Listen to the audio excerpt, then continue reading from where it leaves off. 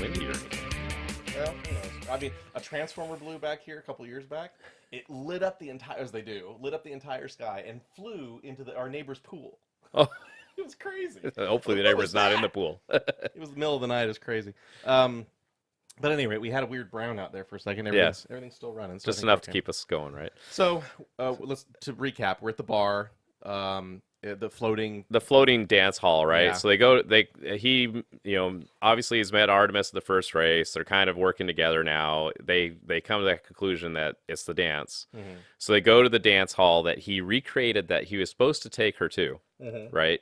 And evidently the dance hall's got a floating dance floor. kind of like Logan's Run. It's got this kind of weird floating, Yeah, but you're thing supposed to going on. dive into the pit and then Yeah. it pushes you up, kind of deal. like a wind tunnel. Yeah. So they translate the whole mission is the leap not taken is you got to jump into there, and they're like, well, always if you jump in, you get to dance, and they're like, well, nobody's ever had the key before, so it must be different now.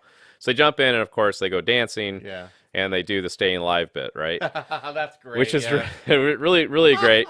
The And- music is top notch. In this yeah, movie. yeah. So they dance this staying alive. They got the whole thing going. Of course, the crowd loves it. Uh-huh. By now, we've got IROC involved, which we kind of skipped over that We whole did kind of skip over, backstory. and we skipped over a bad guy, Sorrento, Sorrento. and who has a name now, first name Nolan. I don't remember his first name being stated in the book, but Sorrento, who's Right. played by, forgive me the actor's name, but he's Krennic in Rogue One, which I thought was great because he plays a great weasel. Right.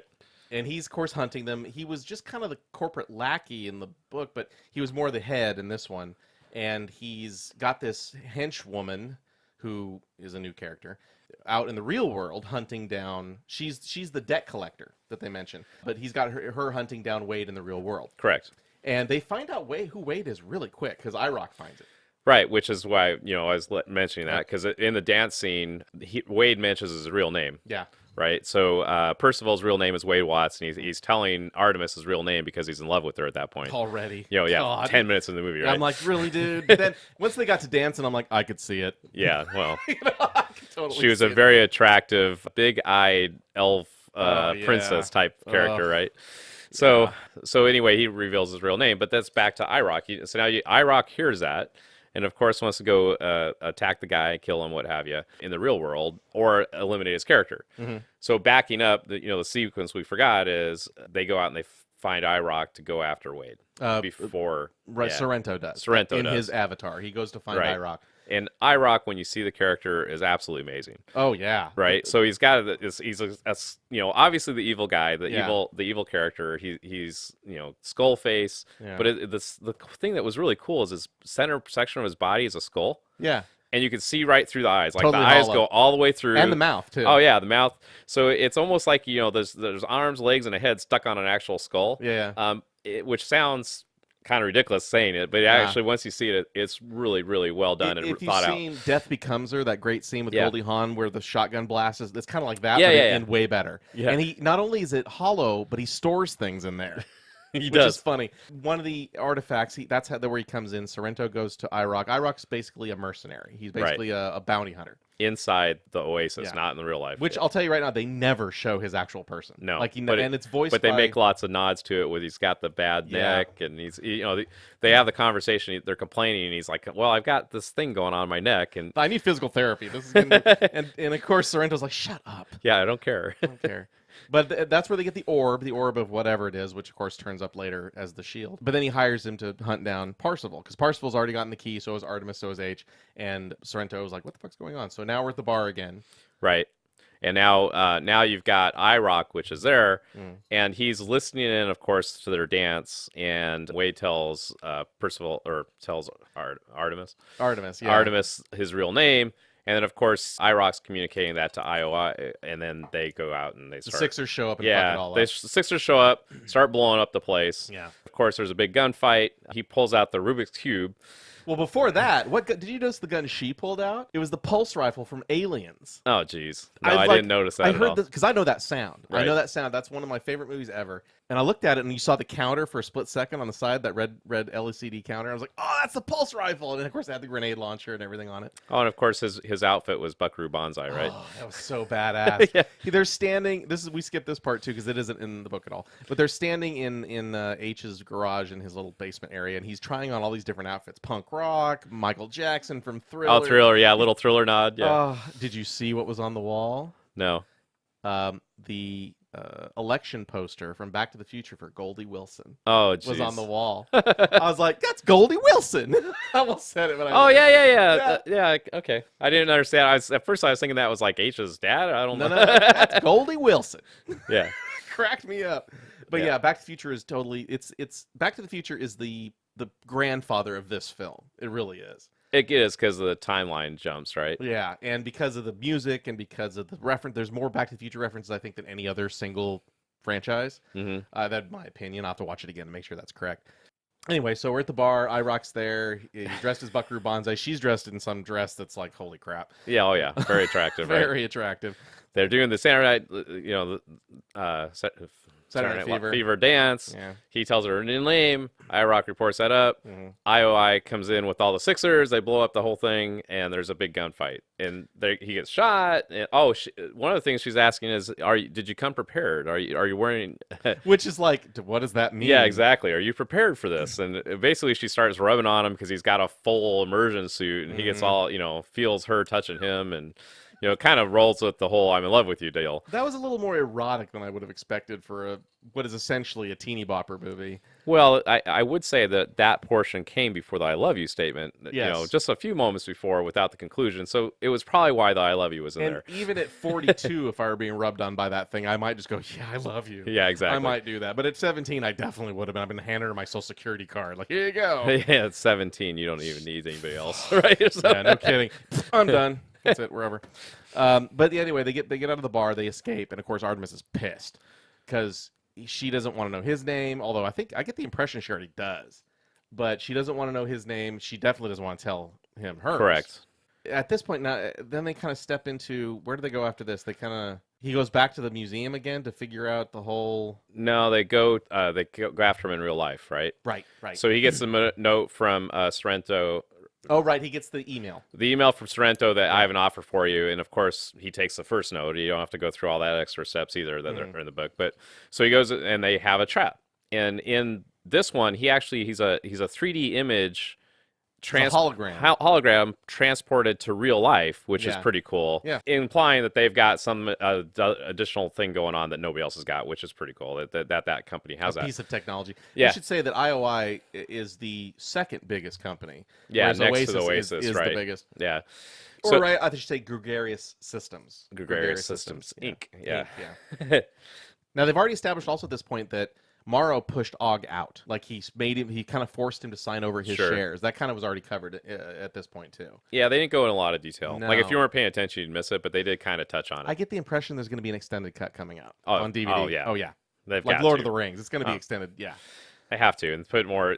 Could be a whole lot more music in there and stuff they skip too, right? We'll get to that. Well, I'll just say this right off the bat. Where the hell was the Rush? Exactly. The Rush is central to the book, and it's not in there at all. No, and it's in the trailer, which is great. Tom Sawyer. I mean, I like Rush anyway. Right, but right. Tom Sawyer is probably the most recognizable Rush song. Period. Correct. 2112 being the next one, but no one really. That's not recognizable enough. So I understand why they used Tom Sawyer in the trailer. Well, 2112 would be on half the movie too, right? True, that's true. Yeah, it's like what the fuck? When's this gonna stop? But it wasn't in the film at all. Right. Unless it was in the credits, which we left. And I'll tell you right now, we looked it up. We don't know for certain, but we looked it up. There's no post-credit scenes. Yeah, so there's no. Yeah. No cookies in the credits. Which that's a Marvel thing anyway. So Yeah, it's almost expected in movies anymore, I right? know it's kind of weird. So back to the movie, right? Yeah. Anyway, so you go back to real life, cut to real life. They know his real name, so they figure out where he lives. So he's a hologram in their headquarters, and of course he's threatening them. Hey, tell us we're going to give you $50 million if you let us know if you win the key for us. Yeah. And of course they have that whole duel battle where I'm not going to tell you anything because you're the evil incarnate. And the dumbass does it right in front of his haptic chair, meaning Sorrento, right, with his password, like dummies do. And yeah, I'm guilty of this too, where they tack the password on the side of the monitor. In this case, it was tacked on the side of the chair. Yeah. And what was it? Big Boss 69 or something. Yeah, like something that. like yeah. And it's funny because it's there and it's of course it's relevant later on. Yeah, it's a sticky pad too. It's not anything high tech. It's just literally a sticky note. And it says password right on. It's not that they Big have Boss to guess, 69, which just is a joke in of itself. It's like, oh my god, that's freaking hilarious. Yeah. So of course they kind of overemphasize that Wade notices this. Yeah, So Wade like goes a double take and a camera angle, and it almost needs like the little what? tone. Yeah. And you would have been good. So, Achievement reached. Achievement unlocked. yeah, 20 points. Essentially.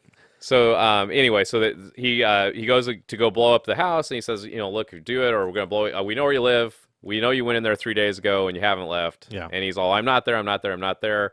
They send in drones. He's like, well, we're gonna kill you. They send in drones to actually blow up the stack, which I thought was cool, right? Yeah. So drones fly in. They attach all these different pieces of dynamite. He's trying to call his aunt to get her out of there. She doesn't want to answer. The boyfriend's the like, boyfriend fuck off. answers, tells him to fuck off, and of course the thing blows up, and now he's really pissed off, right?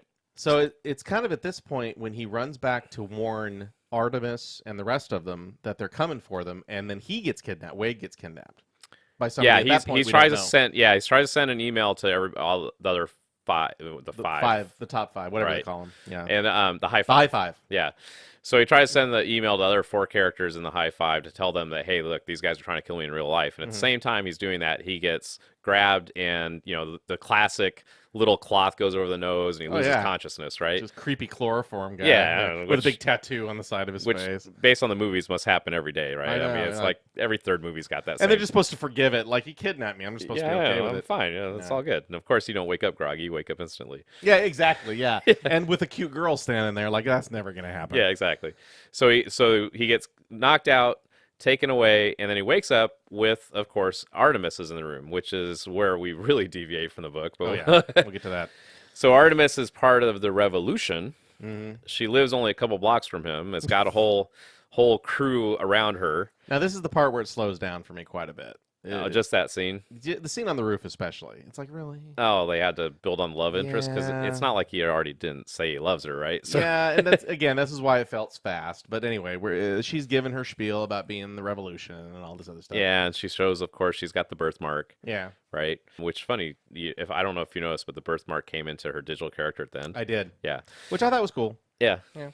But anyway, so they're in that scenario. They have the little additional love scene. She tells him that she cares for him, but couldn't say it because he was distracting her. Blah blah. They go on about touching each other in the real world. and Oh that kind yeah, of yeah. stuff. The It's whole kinda little mushy. the I'm teenage like, romance. look, either get to fighting or fucking one or the other. Just get out of my face. Yeah. Wait a minute. We're talking 10 to 99 here, Rob. Yeah, It's Whoops, not my that bad. kind of movie. Not that kind of movie. Fighting then. Fighting. Yeah. Violence is fine. Sex is bad. Got Yeah, it. yeah, Moving on. exactly. So yeah, because it's not an animation at all. No. There's no sex animation. There's no No, it's not like the whole doesn't reason make- we drew pictures in the first place. doesn't exist. Anyway, Anyway, yeah. and so then they jump into their version of the little haptic chairs, which of course are primitive because it's a rebellion now. They're right? basically standing on bungee cords and in a kind of a coffin, standing up coffin kind of thing. Yeah, Yeah. and he doesn't have the haptic suit anymore. It's a lot more basic than what he had even in the van, right? Right. Because that's just the other thing. When he got the first key, he got rich suddenly.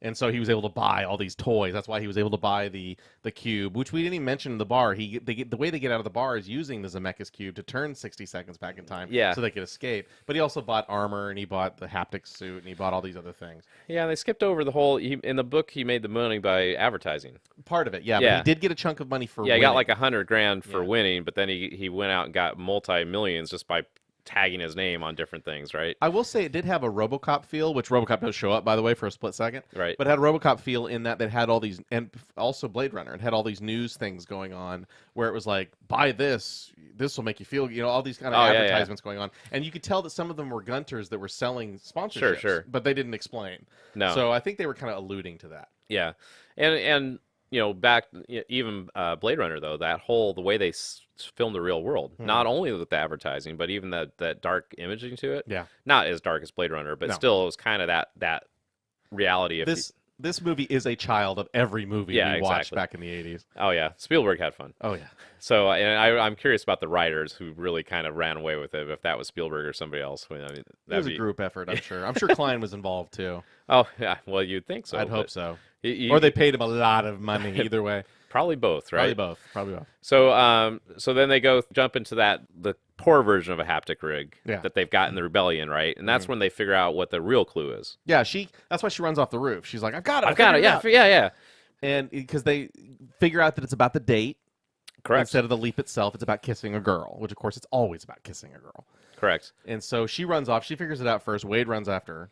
And they run back to the articles, whatever I can't remember the museum. The It was called the museum. Yeah, they run back to the museum and they pull up that date back with using the curator again, right? Yeah. They pull up that date. They find the movie that he took her to. Now right? I'll say an important point here, though, because it's an important point. Wade makes the comment, or rather Parzival makes the comment, that Kira is only mentioned in that one clip.